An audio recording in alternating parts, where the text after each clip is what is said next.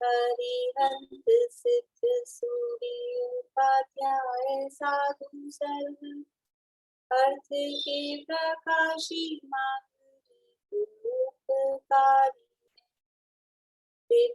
को स्वरूप जान रागते भई जो भक्ति काय को नवाए स्तुति को चारी धन्य धन्य दिन रीते काज सब आज भय कर जोड़ी बार बार वंदे नाम मंगल कल्याण सुख ऐसो हम चाहत हो मेरी ऐसी दशा जैसी तुम धारी है हो मेरी ऐसी दशा जैसी तुम धारी है मंगलमय मंगल करण प्रीत राग विज्ञान नमो ताहि जाते गए अरहंतादि महा करि मंगल करि ओम ग्रंथ करण को काज जाते मिले समाज सब पावे निज पद राज इस भव तरु का देख जानहु मिथ्या भाव ताको करि निर्मूल करिए मोक्ष पाओ करिए मोक्ष पाओ।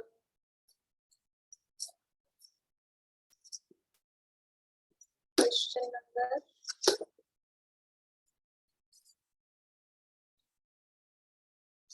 135 हुए थे ना कल।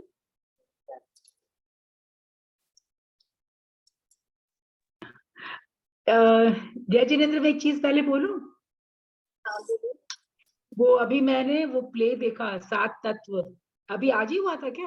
हाँ जो प्रीति और समीक्षा भी थे ना। हाँ प्रीति समीक्षा। हाँ, तो वो अभी मैं क्या हुआ ना, उनका संजय जी का वो प्रवचन सुनने के लिए खोली, तो उसमें वो पहले प्ले था, तो बहुत अच्छा था। हाँ बहुत अच्छा था मतलब।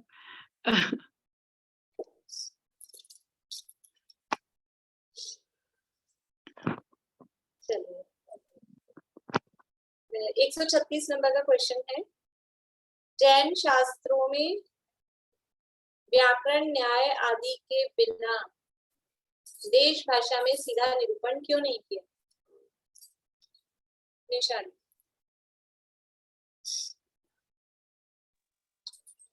भाषा तो अभ्रंश रूप अशुद्ध वाणी है और देश देश में और जगह और भाषाएं होती है, वहां महंत पुरुष शास्त्रों में ऐसी रचना कैसे कर?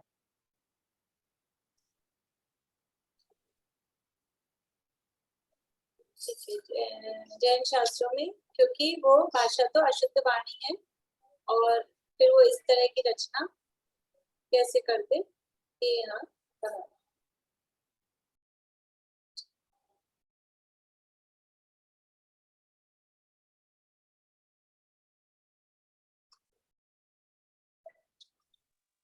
इसमें पूरा पैराग्राफ नहीं आएगा क्या? नहीं, वो एक्चुअल में अगला क्वेश्चन है ना, वो आगे का, इसलिए मतलब इसमें जवाब तो पूरा हो गया, लेकिन अगर आगे वाला क्वेश्चन नहीं हो तो थोड़ा ज्यादा भी बोल सकते हैं अपन इसमें, लेकिन जवाब तो पूरा हो गया। भी क्यों नहीं किया और रचना, प्रश्न ये था ना कि जैन शास्त्र में व्याकरण न्याय आदि का सीधा देश भाषा में निरूपण क्यों नहीं किया? तो वो देश भाषा वो तो अशुद्ध वाणी है, इसलिए इसमें ये रचना नहीं कर सकते। वैसे थोड़ा और आएगा ये आगे कि व्याकरण न्याय आदि द्वारा वो अधूरा सा लगता है। मैं बोलूं इसको? हाँ जैन शास्त्र वितरागता के उद्देश्य से है, इसलिए विशेष अर्थ सहित होते हैं। देश भाषा अपभ्रंश अशुद्ध होती है और हर जगह की लोकल भाषा अलग अलग होती है। अगर विद्वान भी उस भाषा में लिखेंगे तो शास्त्र शोभा को प्राप्त नहीं होंगे, और शास्त्र एक देश से दूसरे देश में जाए तो लैंग्वेज डिफरेंस होने से उसका अर्थ कैसे खुले, तथा व्याकरण के बिना जैसे यथार्थ सूक्ष्म अर्थ का निरूपण होता है वैसा सीधी भाषा में नहीं हो सकता। वचन द्वारा वस्तु के स्वरूप का निर्णय व्याकरण न्याय द्वारा विशेष भाषित होता है, इसलिए देश भाषा में सीधा निरूपण नहीं किया। ये प्रकरण अपने पहले आया था ना, ये सम्यक ज्ञान के स्वरूप में, तो वहां भी इसी तरह के पॉइंट्स। हाँ, और बुक की लैंग्वेज में भी लेंगे तो ये मतलब सेकंड लास्ट लाइन तक ये आएगा इसका जवाब, क्योंकि वो जैसा सूक्ष्म अर्थ उसमें खुलता है यथार्थ संस्कृत व्याकरण आदि के माध्यम से, वैसा अपनी सीधी भाषा में वो अर्थ नहीं खुलता है। ठीक है, बहुत अच्छा, बढ़िया लगा। व्याकरण आदि शास्त्रों के अभ्यास में के संदर्भ में पंडित रोडमल जी के क्या विचार हैं? सुनीता। व्याकरण आदि शास्त्रों के संदर्भ में पंडित जी कहते हैं कि इन शास्त्रों का अपनी बुद्धि के अनुसार थोड़ा या बहुत अभ्यास करके फिर अनुयोग रूप प्रयोजनभूत शास्त्रों का अभ्यास करना चाहिए, लेकिन क्योंकि उन अनुयोगों की तरह ये शास्त्र बहुत कार्यकारी नहीं है, इसलिए इनके अभ्यास का विशेष उद्यम करना योग्य नहीं है। अपनी बुद्धि के अनुसार थोड़ा बहुत अभ्यास करना चाहिए, बहुत ज्यादा समय नहीं। वैदिक ज्योतिष आदि शास्त्र कहने का क्या प्रयोजन है? पारुल नहीं किया। पूर्णिमा।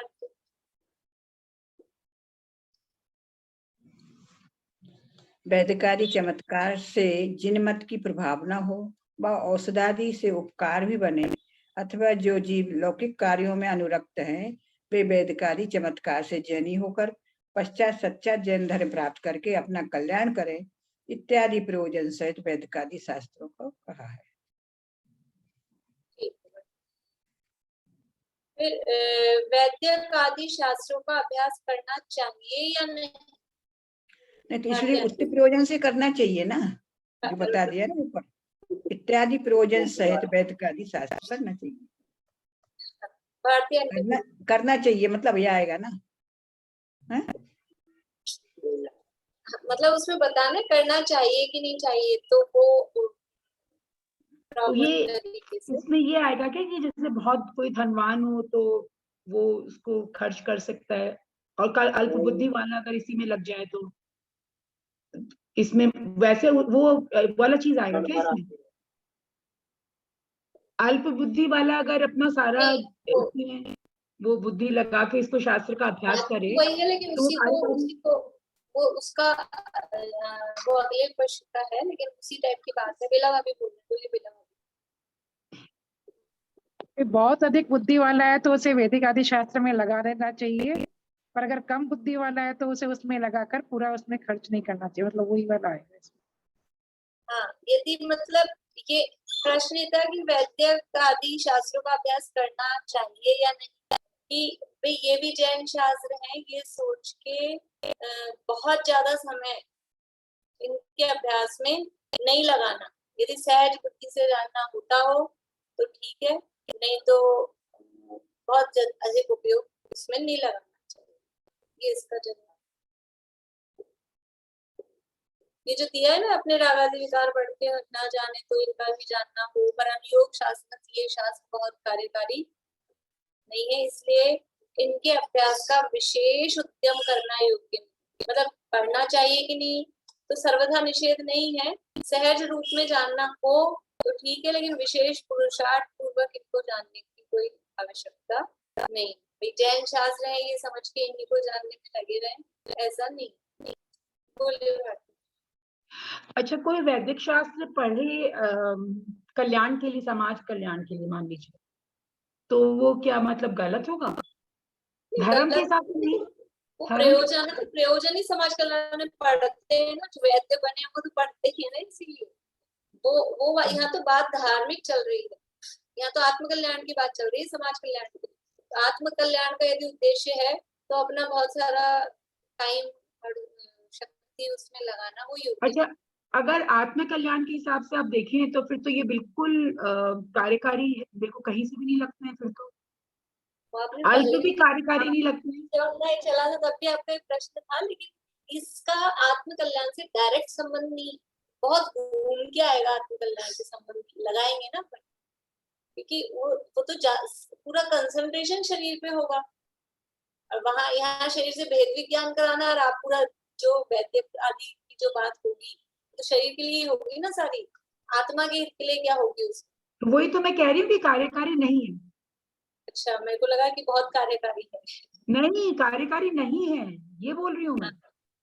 हाँ, यानी आत्मा के बस इतना सा हो सकता है कि थोड़ा चरणाम योग के मामले में कि हम अभक्ष्य भक्षण से बचें, ये अपने को थोड़ी नॉलेज हो वैदिक आदि की, तो हम उधर नहीं जाएं, ये इतना सा आत्म कल्याण में भी वो जो व्यवहार क्रियाएं हैं उसमें वो प्रयोजनभूत हो सकता है।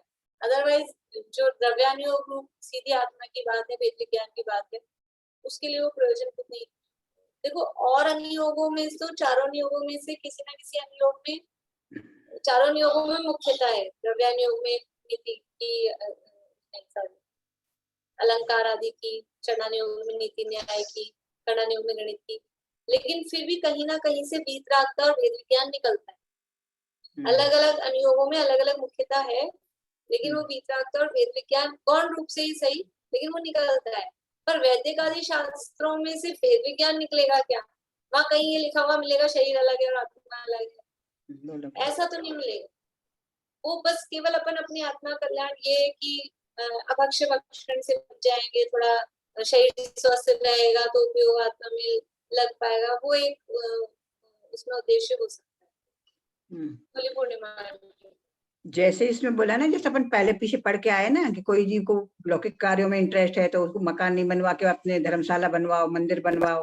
ऐसा ही जो जीव लौकिक कार्यों में अनुरक्त हैं, ऐसे जीवों को दूसरों को उपकार होएगा ना वो पढ़ के, तो उस हिसाब से उन्हें उसका अभ्यास करना चाहिए।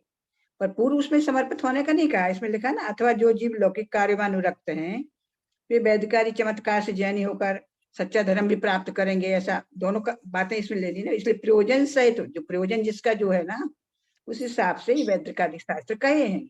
आत्म कल्याण की बात तो नहीं है। ये भी तो लिखा यहाँ इतना है कि ये भी जैन शास्त्र है, ऐसा जानकर इनके अभ्यास में बहुत नहीं लगना। हाँ, ये तो बहुत उन नहीं लोगों के लिए जो उसमें लगे हुए हैं, तो उनको कहेंगे ये थोड़ा ये पढ़ो, तो वो हाँ। इससे प्रभावित होके वो जैन में आ रहे। लेकिन अपने को, अपन तो पहले से ही समझ लो, अपन मतलब पर्टिकुलर अपन नहीं, लेकिन जो अनुयोग का अध्याय, अनुयोग शास्त्रों का स्वाध्याय करते हैं, वो ये सोचे कि अपन ने अनुयोगों का तो बहुत किया, थोड़ा ये भी करो। नहीं, वो तो गलत हो जाएगा।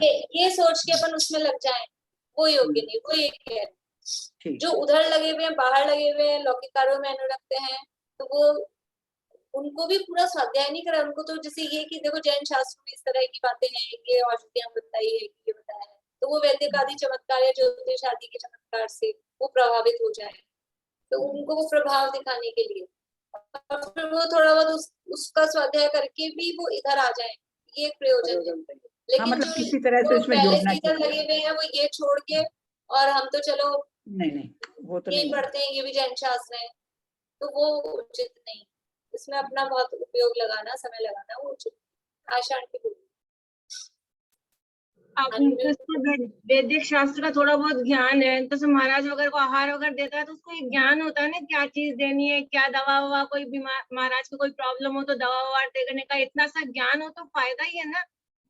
हाँ, तो इतना सा ज्ञान तो यूं भी हो जाता है अपने को आपस में बातचीत करके। इसके लिए वो वैदिक शास्त्र पढ़ने में अपना सारा समय लगाना, हमको इस काम के लिए नहीं, सारा समय कब तो महाराज आएंगे और कब उनको वसी देने का अवसर पड़ेगा, उसके लिए आप केवल ज्ञान हो आपको, तो जैसे थोड़ा बहुत आहार को घर गृहस्थी में कैसे ही होता है, दादी नानी के नुस्खे वैसे ही चलते हैं, अपने बच्चों को पालते हैं, तो इतना सा तो अपने को होता ही है कि अब जो काम कैसे किसी को नहीं आता, अब कोई को नहीं आता।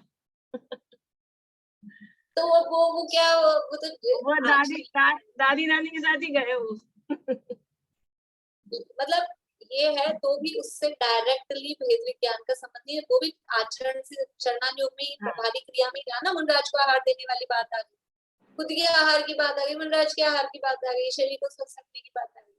पर फिर भी मुनराज को आहार वगैरह देना इनडायरेक्ट थोड़ा बहुत तो अच्छी चीज है ही ना, वो तो इसके लिए तो वो है ही ना। उसका निषेध नहीं, लेकिन उसके लिए पूरे के पूरे वो शास्त्र पढ़े जाए उसकी जरूरत नहीं। इतना सा तो अपने चरणान योग के शास्त्रों में ही थोड़ा बहुत मिल जाएगा, सहज रूप से आपको पढ़ने में आ गए कहीं तो ठीक है, लेकिन अपन लेके ही वो स्वाध्याय बैठे वही अपन ने पूरा चालू करके 2-2 घंटे 4-4 घंटे, उसके लिए मना करें, क्योंकि आज के काल में इतना समय और इतनी बुद्धि और इतनी शक्ति नहीं है। हम 3 क्लास चलाते हैं तो बहुत सारे लोग हैं, ऐसे नहीं है आप लोग कि तीनों में बैठते हैं, लेकिन फिर भी कुछ लोग ऐसा कहते हैं कि 3 नहीं हो सकती हमसे, एक ही को कर ले अच्छे से। तो फिर हम वो एक में भी वो वैद्यक वाला कर लिया तो फिर क्या करेंगे, फिर गया टाइम।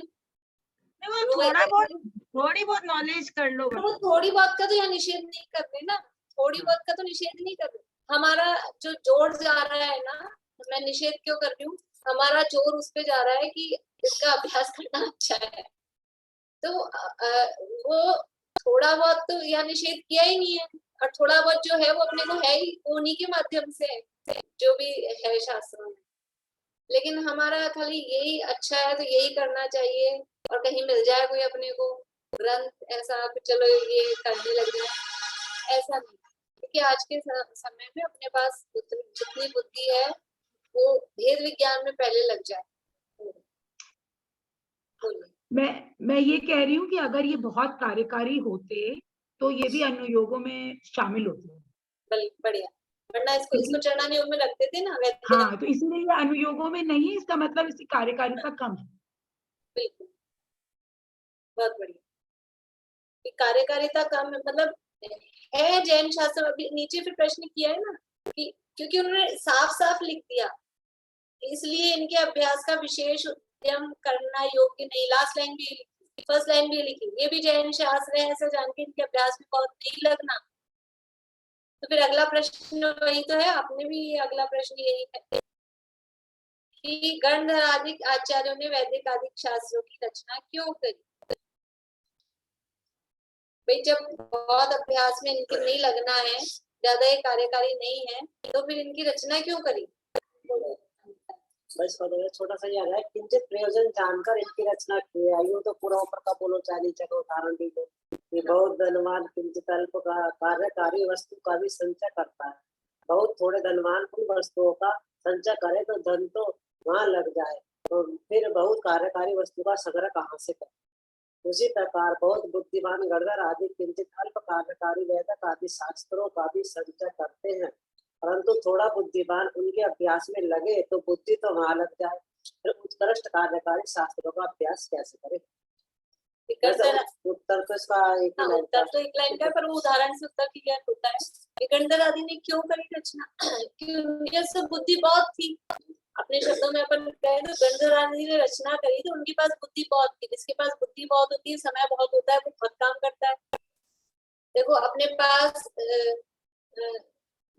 मैं तो अपनी बताती हूँ, समझ लो आपकी संडे है तो संडे के दिन अपने पास क्या होता है, छुट्टी होती है तो बहुत समय होता है, तो हम कुछ काम फैला लेते हैं, खाने में कुछ ऐसा बना लेते हैं कि इसमें ज्यादा समय लगेगा, है ना, ऐसा कुछ कर लेते हैं, बिल्कुल गरम गरम बनाने वाला है या ऐसा है ज्यादा टाइम लगने वाला है। तो अपने पास समय बहुत है तो हमने काम फैला लिया, हमने कर लिया। लेकिन हमारे पास समय कम है, हमारे पास 1 ही घंटा है, हमको भोजन करना भी, बनाना भी और करना भी है, और फिर हम सोचे इडली डोसा बना लें और फिर हम वो काम फैला रहे हैं, तब थोड़ी ना होगा। अपने पास समय, और कभी ऐसा हो समय तो है लेकिन हमारी तबीयत ठीक नहीं है, बुखार हो रहा है कि कमजोरी आ रही है, तो फिर जैसे तैसे खिचड़ी बन जाए, पेट भर जाए, बस वो बहुत है ना। तो यहाँ पेट भरना पहले, जितना आपके पास सामान ही नहीं है। अब वही बात है ना, जो लगा धन ही कम है और फिर आपको धन कम है और खाली देखो इतने ही रुपए हैं अपने पास। अपने तो प्रश्न उत्तर चल रहे थे, इस पे चर्चा चल गई कि पेट भरना इतने से रुपए है, समझ लो अपने पास। मान लीजिए किसी का 100 ही रुपए है बस, तो वो क्या करे 100 रुपए से पहले घी खरीद लाया खाली और 100 रुपए का घी ले आया। अरे घी इतनी बढ़िया चीज है, लेकिन उससे पेट तोड़ना पड़ेगा। घी को ऐसे खा तो नहीं सकता, ऐसे पी तो नहीं सकेगा ना। दाल चावल खरीद के लाता, खिचड़ी बना के खा लेता, 100 रुपए में वो आ जाते तो ठीक था। तो जितनी हमारे पास में समय है, शक्ति है, बुद्धि, ये उदाहरण यहाँ दिया है कि अल्प बुद्धि वाला है या अधिक बुद्धि वाला, तो उनके पास तो 4 ज्ञान के धारी गणना, काम किया तो फुल टाइम जॉब वही था, वही काम था, तो उन्होंने किया ये काम। अपने पास टाइम भी कम है, शक्ति भी नहीं है, तो फिर क्या करेंगे? तो पहले जो सबसे ज्यादा जरूरी है वो काम पहले करना, इसलिए पहले वो करो। एक वाक्य आता है, पहले वो स्टिकर भी बने हुए थे, पता नहीं पूरा प्रॉपर किसी आप लोगों को भी याद हो सकता है। काल थोड़ा है और काम बहुत है, संसार लंबा है, काल थोड़ा है, इसलिए जल्दी। हाँ बोलिए, आपको पूरा याद है? समय अधिक है और समय कम है और जंजाल अधिक है। जंजाल अधिक, इसलिए जल्दी से वह कला सीख लो। नहीं, उसमें तो वो आपका वाला जो वाक्य है उसमें तो वो है कि फिर जंजाल को कम करो। हाँ, जंजाल को समेटो। समय कम है और संसार अधिक है, तो जल्दी से वह कला सीख लो जिससे कि ये संसार से तिर जाए। वो दोनों सिमिलर से ही है वाक्य, तो जंजाल मतलब ऐसा है कुछ, मतलब अपने पास कम टाइम है तो सबसे, मान लो अपने फोन में बैटरी कम है, बैटरी जाने वाली, लाइट भी नहीं आ रही है, तो सबसे पहले क्या काम कर लेना है? जो जरूरी मैसेज है, जैसे मैं वहां गई थी ना तारक, तो कहीं मान लो थोड़ा बहुत भी नेटवर्क आता दिखा तो जल्दी से मैसेज कर दो, क्लास नहीं हो पाई। मेरे मोबाइल में तो वो भी नहीं आया। स्वस्ति को कहा जैसे तैसे कहीं ऊपर जाके, ऊंचाई पे जाके थोड़ा सा नेटवर्क आ जाए तो एक मैसेज डाल दो कि क्लास नहीं हो पाई। तो अपने पास कम है, अब उसी में वो मान लो उसका थोड़ा सा नेटवर्क आया था, अब वो अपने दूसरे काम करने लग जाता, असली काम तो रह ही जाता। इसलिए यहाँ ये बात। चलिए अभी फिर अब अपना विषय बढ़ाते हैं, आगे प्रश्न में बाद में देखेंगे, समय हो जाएगा। नहीं, 3-4 शास्त्राभ्यास के लाभ भी। हाँ, शास्त्राभ्यास के लाभ वो तो पूछ ही लेते हैं। बोलो आप ही, बोलो पार्वती। भाभी, परंपरा से आत्मानुभव होता है जिससे मोक्ष फल की प्राप्ति होती है। पंच इंद्रियों के विषयों में नहीं लगते हैं। दूसरे कषाय आदि, मतलब शास्त्राभ्यास करते समय क्रोध आदि कषाय कम होती हैं और ज्ञान बढ़ने से आनंद की प्राप्ति होती है। मन की एकाग्रता बढ़ती है। ये आप अपने मन से बोल रहे हो या वो जो लिखे हुए हैं वो बोल रहे हो? जो लिखवाए थे आप वही है, प्रॉपर वर्डिंग नहीं आ रही है, पॉइंट वही। देख के बोल दो प्रॉपर सारे।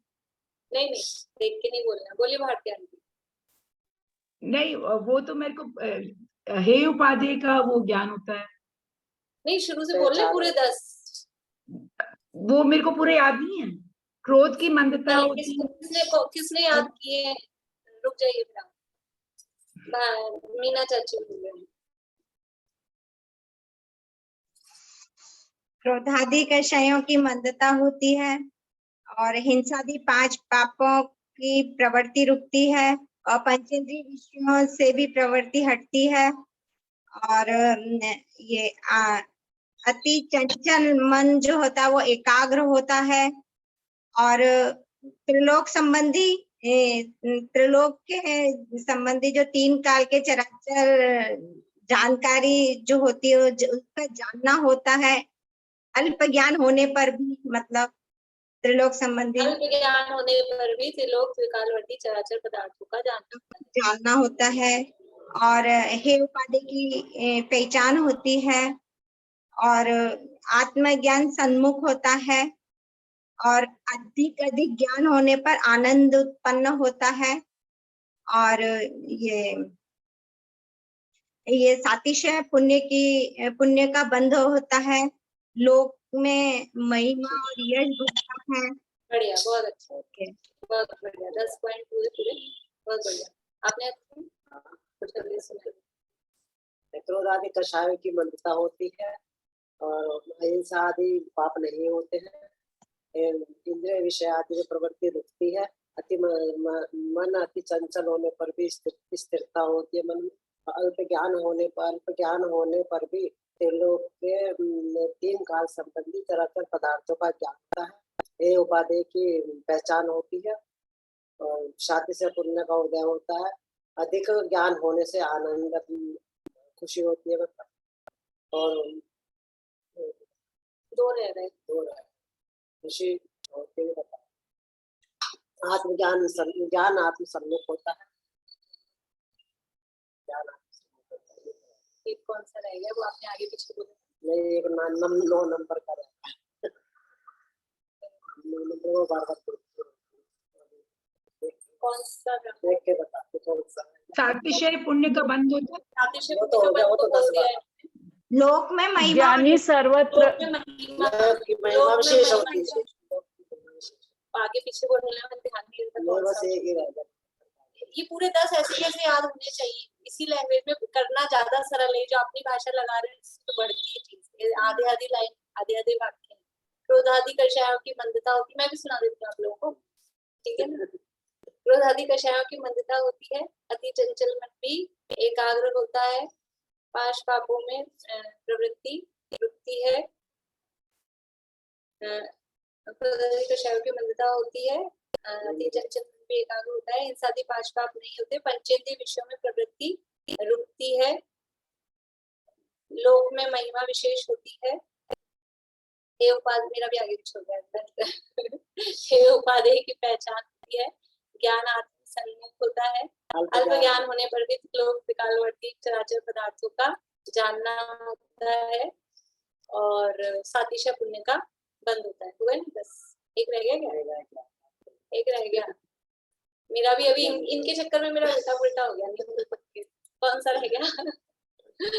ज्ञान निर्मल होने से विशेष आनंद उत्पन्न होता है। ये तो हो गया था अधिक ज्ञान पर लोक की विशेष महिमा आती है। परंपरा से आत्मानुभव होता है। ये वाला पॉइंट तब आपके और हमारे में थोड़ा डिफरेंस है 2 पॉइंट का। हो सकता है वो जहाँ छपे होंगे वहाँ थोड़ी लैंग्वेज में सबको अगर लिख ले। चलो कोई नहीं, विषय पूरा करना अपने को। ज्ञान आदि के विषय सम्यक होते हैं। सम्यक भाभी, एक जो कल प्रमीना आंटी ने क्वेश्चन पूछा था वो भी मुझे नहीं समझ में आया। कल कौन सा प्रश्न था? लास्ट में था ना, क्वेश्चन भी नहीं समझ में आया था, आंसर भी नहीं। मेरे ख्याल से मैंने सारे बोले पर वो आगे पीछे हो गए। हे उपाधि की पहचान होती है, बोल दिया। ये रहा होगा अगर रहा हो तो। नहीं, अगर प्रॉपर किसी को लिखना है तो लाइन ये मैं इसकी फोटो साथ में फोटो सेंड कर दूंगी। वो वाला है ये जो तत्वों का ज्ञान होता है वो सम्यक होता है। तत्वों का ज्ञान जो हमको होता है वो सम्यक होता है। ये वाला शायद पॉइंट है।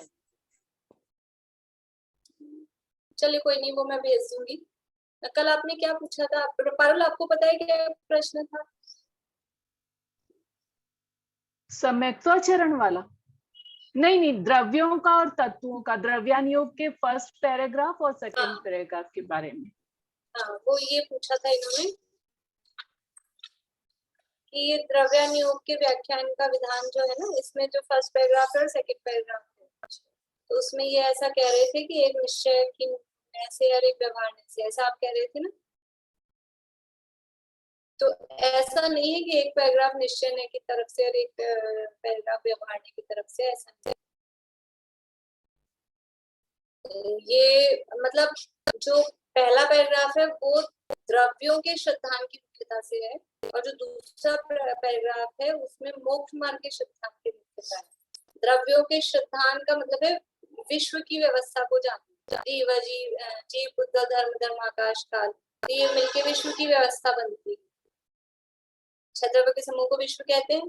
तो उसका सिद्धांत ये विश्व किसी ने बनाया नहीं है, छह द्रव्य हैं, स्वनिर्मित हैं, इस तरह से, और फिर उनके भेद आदि के माध्यम से उसको जाना। तो व्यवहार तो इसमें हो ही गया है, निश्चय स्वरूप भी जाना, व्यवहार स्वरूप भी जाना। तो ऐसा निश्चय व्यवहार का अलग नहीं है, लेकिन उनका श्रद्धान कराने की यहाँ पर मुख्यता है। और जो दूसरा पैराग्राफ है उसमें मोक्ष मार्ग का श्रद्धान कराने के लिए विशेष युक्ति हेतु आदि दिए गए हैं। तो ये समझ लीजिए कि ये वस्तु स्वरूप तो वो भी है, ये वस्तु मतलब आत्मा से संबंधित श्रद्धान कराने की इसमें मुख्यता है। बोलिए भारती आंटी। ये यहाँ जो युक्ति हेतु और दृष्टांति है, वो जो भी अपन द्रव्य संक्रम में पढ़ रहे हैं वही है। वही युक्ति हेतु दृष्टांत। आज मैंने सुना वो क्लास जो आपने भेजी ना, वो तो उसमें तो बहुत ज्यादा भेद करके बताया, लेकिन बहुत अच्छे से समझ में आया। मतलब आपने भी समझा, समझ तो उनके कोर्स की वो प्रमेय रत्नमाला की थी ना, इसलिए उसमें डिटेल तो थी, हाँ। लेकिन आपको समझ में आएगा उससे। आप लोग भी सुनना जिन्होंने नहीं मेरे को सुनी। तो बहुत अच्छे से समझ में आया, बहुत अच्छे से। और उसमें वो एग्जाम्पल भी पूरा इंग्लिश में भी जो दे रखे थे उससे और अच्छे से आ रहा था मेरे को। इंग्लिश में भी कई एग्जाम्पल, आपका उन्होंने एग्जाम्पल्स इंग्लिश में भी दिया था। हाँ। चलिए, मैं सोच रही थी अपना थोड़ा सा बचा हुआ है इसको पूरा कर ले, ताकि फिर कल सैटरडे है ना, तो फिर अपना विषय पूरा हो जाएगा। चरणान योग में दोष कल्पना का निराकरण, ये कल अपन ने शुरू किया था 291 पेज पे। इसको पढ़ते हुए आगे बढ़ जाते हैं। तथा कितने ही जीव ऐसा कहते हैं चरणान योग में बाह्य प्रदादी साधन का उपदेश है, सो इनसे कुछ सिद्धि नहीं है। अपने परिणाम निर्मल होना चाहिए, बाह्य में चाहे जैसे प्रवर्तो, इसलिए इस उपदेश से परान्मुख रहते हैं। यानी चरणान योग का उपदेश नहीं सुनना चाहते, ये तो क्रियाकांड की बातें, ये अपने को नहीं सुनना चाहिए, सुनना है। उनसे कहते हैं कि आत्म परिणामों के और बाह्य प्रवृत्ति के निमित्त नैमित्तिक संबंध है। आत्मा के परिणामों के और बाहर की क्रिया के निमित्त नैमित्तिक संबंध है, क्योंकि छद्मस की क्रियाएं परिणाम पूर्वक होती है। कदाचित बिना परिणाम कोई क्रिया होती है, सो परवशता से होती है। अपने वश से उद्यम पूर्वक कार्य करे और कहे कि परिणाम इस रूप नहीं है, सो ये भ्रम है। खुद चला के परवशता से कोई बात हो रही है तो फिर भी उसमें माना जा सकता है, लेकिन बुद्धि पूर्वक कोई काम कर रहे हो और फिर कहो कि हमारे तो ये परिणाम नहीं है, तो कुछ भी खा रहे हैं, कुछ भी पी रहे हैं, लेकिन हमारे परिणाम अच्छे, परिणाम नहीं, तो ऐसा नहीं चलेगा, ये भ्रम है। अथवा बाह्य पदार्थ का आश्रय पाकर परिणाम हो सकते हैं, इसलिए परिणाम मिटाने के अर्थ बाह्य वस्तु का निषेध करना समय सारादि में कहा है। यानी पहली बात तो ये कही कि आपके पास में वो बाहर में वस्तु है, तो इसका मतलब आपके परिणाम है ही। और कभी ऐसा भी हो सकता है कि परिणाम तो आपके हैं अंदर में, लेकिन फिर भी उस वस्तु को हटाया जाता है कि परिणामों की शुद्धि के लिए, परिणामों की शुद्धि के लिए भी बाह्य वस्तु का त्याग कराया जाता है। देखो जैसे कल भारती आंटी कह रही थी कि वो बोला छोड़ने का बनता है, लेकिन ऐसा लगता है क्या रात्रि भोजन मतलब जो सच्चे नियम व्रत होते हैं, मान लो देश व्रत भी है या रात्रि भोजन त्याग है सच्चा, वो किसको होता है? किसको सच्चा मतलब नियम पूर्वक जो है, नियम पूर्वक का त्याग वो कहाँ पर आ रहा है? बोली बेटा। रात्रि भोजन त्याग प्रतिमा है ना, छठवीं। रात्रि भोजन त्याग प्रतिमा में आता है, ठीक है। तो चलो अभी पांचवे वालों को छोड़ो, चौथे गुणस्थान वाले हैं। चौथे गुणस्थान वाले का नाम क्या है? अविरत। अविरत मतलब ना तो कोई 6 काय की हिंसा का त्याग है, ना कोई विषयों का त्याग, कोई तरह का इंद्रिय संयम, प्राणी संयम कुछ भी नहीं है। तो क्या फिर वो चाहे जैसा कुछ भी काम करेगा, चाहे जैसा कुछ भी हिंसा आदि में प्रवर्तन करे, या कुछ भी खाए पिए, कभी भी खाए पिए, कहीं भी खाए पिए, ऐसा होगा? नहीं होगा। और जो सम्यक दृष्टि नहीं है, मिथ्या दृष्टि है, सम्यक दर्शन प्राप्त करना चाहते हैं, मोक्ष के इच्छुक हैं, आत्मार्थी हैं, जब सम्यक दृष्टि के कोई नियम नहीं है, अविरत होता है, तो ये तो मिथ्या दृष्टि है। मिथ्या दृष्टि के व्रतादि होते हैं क्या? यथार्थ व्रत तो सम्यक दर्शन होने पर ही होते हैं, कुछ भी जो भी नियम। तो फिर वो जो मिथ्या दृष्टि है भी आत्मार्थी है, लेकिन मिथ्या दृष्टि है, तो वो चाहे जो कुछ भी खाए पिए, कभी भी खाए पिए, कहीं भी खाए पिए, तो वो चलेगा क्या? उसको सम्यक दर्शन हो सकता है? नहीं हो सकता। अभी यथार्थ व्रत नहीं है, लेकिन अभी ये परिणाम मिटे और फिर वो भूमिका बने उसकी, उसके लिए त्याग कराए जाते हैं। मिथ्या दृष्टि को त्याग करना चाहिए कि नहीं करना चाहिए? बाहर में अभक्ष्य का, रात्रि भोजन आदि का त्याग तो वहां प्रतिमा में जाके होगा, फिर हमको क्यों करना? खाने पीने से क्या रखा है? सम्यक दर्शन किसका नाम है? आत्म श्रद्धा सम्यक दर्शन। तो कुछ भी खाओ पियो, उससे क्या फर्क पड़ता है? आत्मा की श्रद्धा करो, ऐसा नहीं होगा। कुछ भी खाए पिए, कभी भी खाए पिए, कहीं भी खाए पिए, ऐसे व्यक्ति को सम्यक दर्शन नहीं हो सकता, पात्रता ही नहीं है। इसलिए परिणाम मिटाने के अर्थ बाह्य वस्तु का निषेध करना, वो भी कहा गया। बाहरी शुद्धि भी चाहिए। सम्यक दर्शन की पूर्व भूमिका में ये सामान्य सदाचार है। यद्यपि वो नियम पूर्वक व्रतादि तो ऊपर आएंगे और इससे इसका कुछ संबंध, मतलब ये सम्यक दर्शन प्राप्त करा देगा बाहरी त्याग आदि तो नहीं है, लेकिन फिर भी ऐसा निमित्त संबंध जो कहा ना, आत्म परिणामों के और बाह्य प्रवृत्ति के, ऐसा निमित्त संबंध होता है कि जिसको आत्मा की रुचि है, आत्मा प्राप्त होना है, उसके बाहर में जो क्रियाएं हैं, जो आचरण है, वो भी सुधरा हुआ होगा, वो भी सही होगा। इसलिए रागादि भाव घटने पर अनुक्रम से बाह्य ऐसे शावक मुनिधर्म होते हैं, अथवा इस प्रकार शावक मुनिधर्म अंगीकार करने पर पांचवें छठे आदि गुणस्थानों में रागादि घटने पर परिणामों की प्राप्ति होती है। इसलिए दो बात कही, रागादि घटने पर अनुक्रम से बाहर शावक मुनिधर्म होते, अंदर से राग कम हुआ तो बाहर में शावक पना हो रहा है, मुनि पना होना, ये तो समझ लो राजमार्ग है, ऐसा तो होना चाहिए। अंदर राग घटा तो बाहर में व्रत हुई। अथवा शावक मुनिधर्म अंगीकार करने पर पहले यानी व्रतादि अंगीकार कर लिए और फिर रागादि घटे, तो कभी कभी वो पहले भी व्रत लिए जाते हैं, निषेध नहीं है। मिथ्यात्व अवस्था में व्रत लेने का निषेध नहीं है, यद्यपि यथार्थ व्रत को सम्यक दर्शन पूर्वक ही होते, राजमार्ग को ये वैसे ही लेना चाहिए, लेकिन फिर भी मिथ्यात्व अवस्था में कोई लेता है तो उसका निषेध नहीं है। फिर उन व्रतों के निमित्त से वो रागादि घटते हैं, तो वो गुणस्थान पांचवा छठा आदि वो होता है। इस प्रकार शावक मुनिधर्म अंगीकार करने पर पांचवें छठे आदि गुणस्थानों में रागादि घटने पर फिर वो परिणामों की प्राप्ति होती है, फिर वो परिणाम प्राप्त होती है। दो तरीके से हुआ, पहले परिणाम प्राप्त हो गए फिर बाहर में क्रिया हुई, और दूसरी तरह में पहले क्रिया कर ली फिर बाद में परिणाम प्राप्त। देखो जैसे उदाहरण तो थोड़ा ऐसा है, लेकिन मतलब इसमें चलेगा कि एक तो क्या है, पहले लव हुआ बाद में मैरिज हुई, और एक क्या होता है, पहले मैरिज होती है फिर बाद में लव।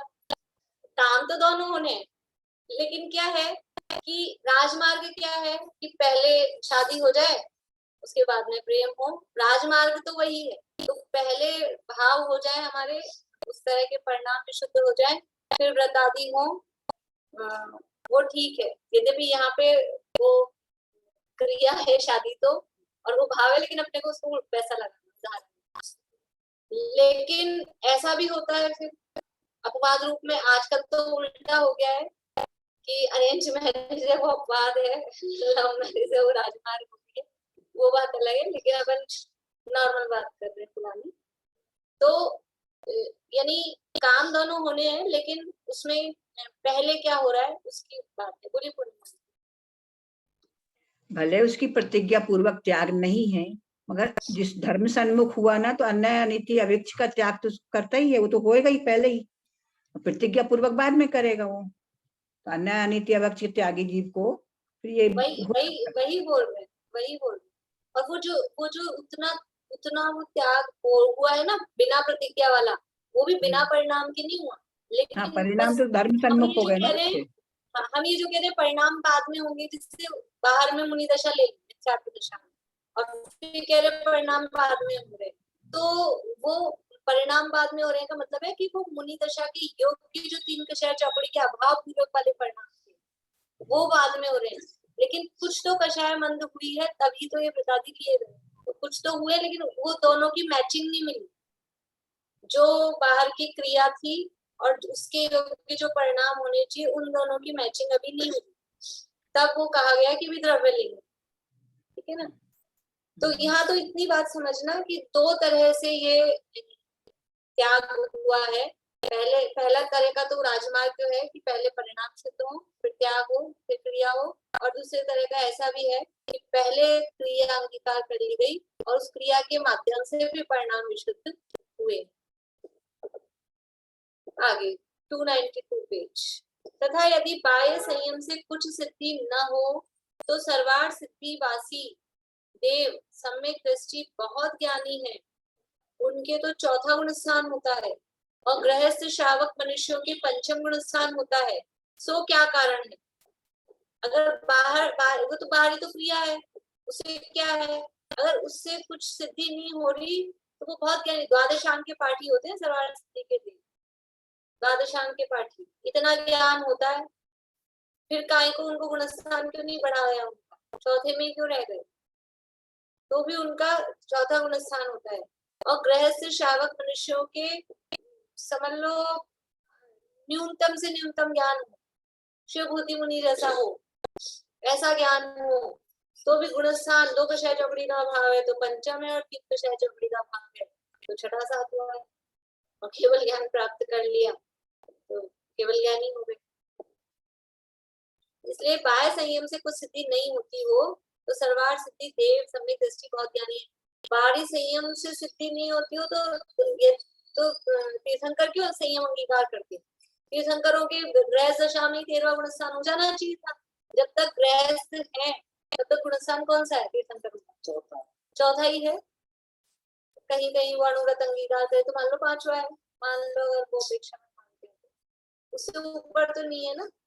संयम से कुछ नहीं होता है ऐसा नहीं। तथा तीर्थंकर आदि गृहस्थ पर छोड़कर किस लिए संयम ग्रहण करें? इसलिए यह नियम है कि बाह्य संयम साधन बिना परिणाम निर्मल नहीं हो सकती। एक कहावत दुनिया में चलती है, जैसा खावे अन्न वैसा होए मन। तो ये बाहर में यदि हमने ये अभक्ष भक्षण नहीं छोड़ा है या इस तरह की क्रियाओं का अंगीकार नहीं किया तो भाव शुद्धि भी नहीं हो सकती। द्रव्य शुद्धि पूर्वक ही भाव शुद्धि होती है। पहले द्रव्य शुद्धि होती है, पहले द्रव्य लिंग होता है, फिर भाव लिंग होता है वास्तव में। इसलिए द्रव्य शुद्धि भी वो उसमें आता है ना, अपने द्रव्य पूजा पीठिका में आते हैं ना, द्रव्य शुद्धि और भाव शुद्धि दोनों विधि का अवलंबन कर करो यथार्थ पुरुष की पूजा मन वचन एकत्रित कर। तो द्रव्य शुद्धि भी चाहिए, भाव शुद्धि भी चाहिए। भाव हमारे शुद्ध है तो कैसे भी तो कपड़े हो, कैसे भी कुछ भी चढ़ाओ, भाव नहीं शुद्ध। भाव अगर आपको ये पता है ना हमारे वस्त्रों में इच्छा शुद्धि है मात्र, ऐसा आपको आ रहा है तो वो अंदर यही चलता रहेगा कि हमारे वस्त्रों में अशुद्धि है, और वो उस तरह के परिणाम भी निर्मल नहीं हो पाए।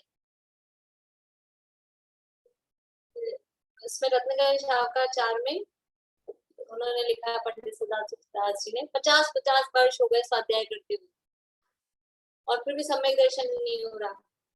लगे हुए हैं 50 सालों से फिर भी नहीं हो रहा। उसका कारण क्या है? बोले अन्याय का धन और अभक्ष भक्षण का फल है।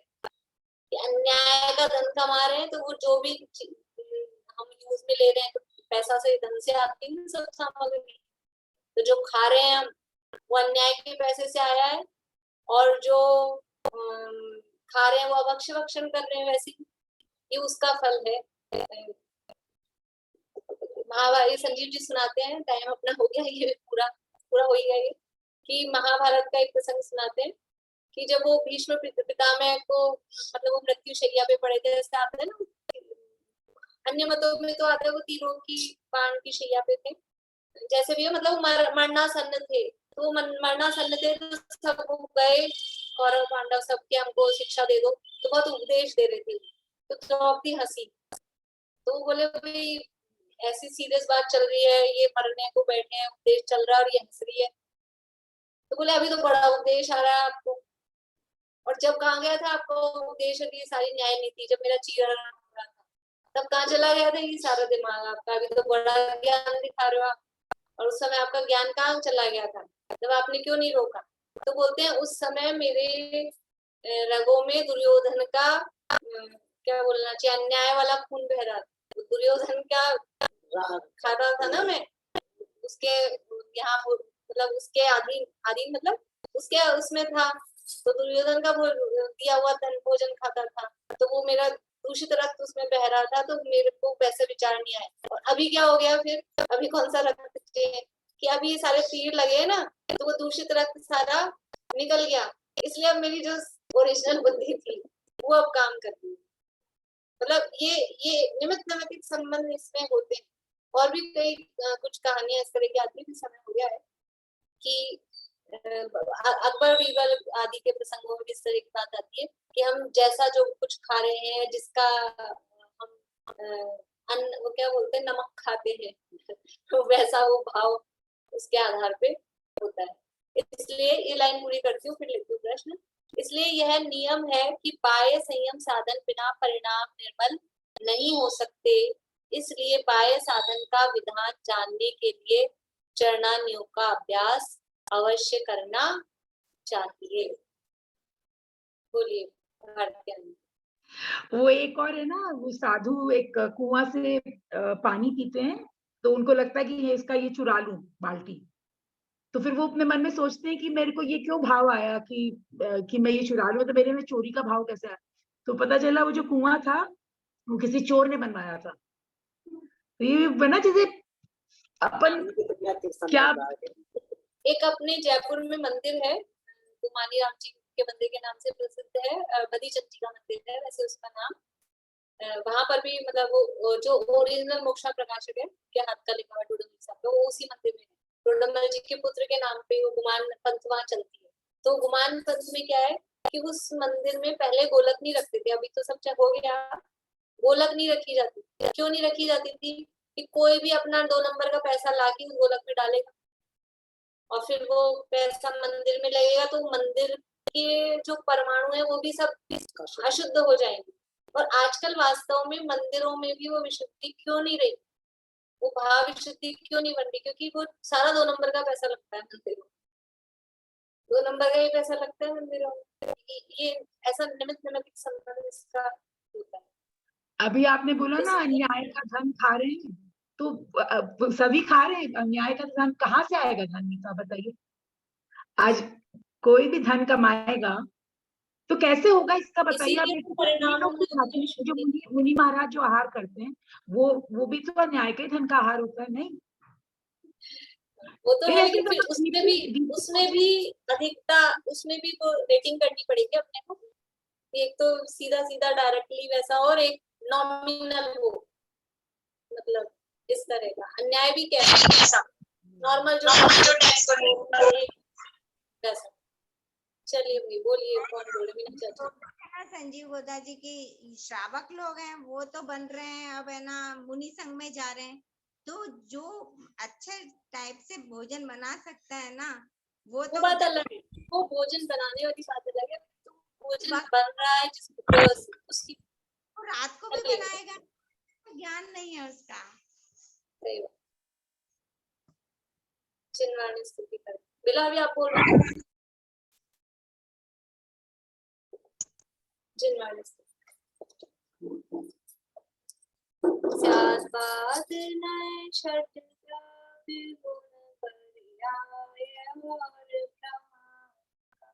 जड़ कर्म चेतन बंद का कर्म के अवसान कर स्वरूप यथार्थ जग का जो किया उपकार है, उसके लिए जितवाणी वंदना शतवाद, वंदना शतवाद।